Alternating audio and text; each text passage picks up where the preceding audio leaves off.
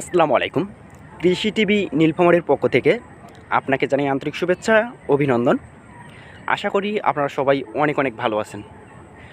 আমি এখন অবস্থান করতেছি গাজীপুর জেলার কালিয়াকৈর উপজেলায়, যেটি চন্দ্রা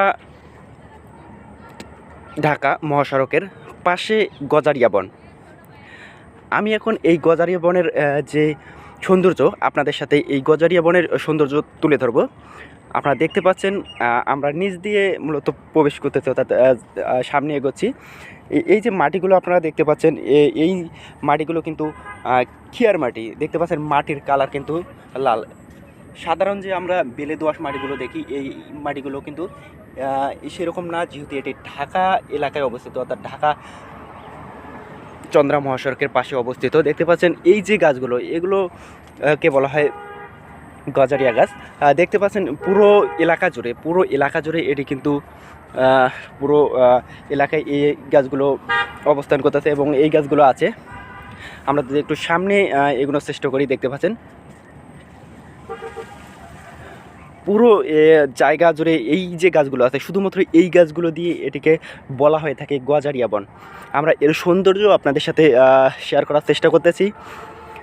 আপনাদের বলে রাখি, যদি আপনারা আমাদের এই চ্যানেলে নতুন হয়ে থাকেন, সেক্ষেত্রে অবশ্যই আমাদের এই চ্যানেলটিকে সাবস্ক্রাইব করে রাখবেন, কারণ আমরা কৃষি রিলেটেড কন্টেন্ট আপলোড করার চেষ্টা করি এবং কৃষি রিলেটেড ভিডিও সেগুলো আপনাদের সাথে আমরা শেয়ার করার চেষ্টা করি। এবং আপনারা দেখতে পাচ্ছেন যে আমরা একটু সামনে এগোচ্ছি এবং সামনে এগোলে আমরা দেখতে পাচ্ছি যে বিল আছে, অর্থাৎ যেটি আপনারা হয়তো দেখে বুঝতে পারছেন যে সামনে বিল আছে এবং সেই বিলে মাছ চাষ করা হয়। এছাড়াও দেখতে পাচ্ছেন, আমি যদি আপনাদের দেখানোর চেষ্টা করি, সেই বিলে বিভিন্ন খামার আছে, যেটি মুরগির খামার, যেটি আমরা দেখতে পাচ্ছি হয়তো মুরগি কিংবা হাঁসের যে খামার আছে সেটি।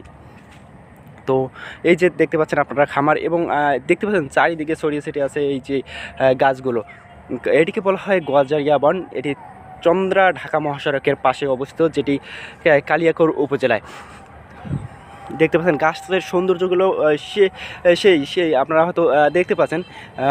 এই যে বন আছে, এই বন বাংলাদেশের প্রত্নতাত্ত্বিক অধিদপ্তরের নিয়ন্ত্রিত এবং বন বিভাগ এই বনটিকে নিয়ন্ত্রণ করে থাকে। আপনারা হয়তো দেখতে পাচ্ছেন, আমি এর সৌন্দর্য আপনাদের সাথে শেয়ার করার চেষ্টা করতেছি।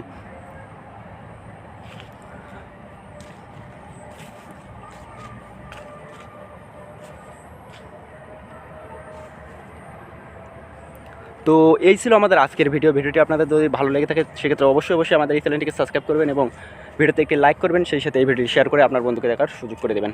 আপনি নিরাপদ থাকবেন, আপনার পরিবারকে সবসময় নিরাপদ রাখবেন। আল্লাহ হাফেজ।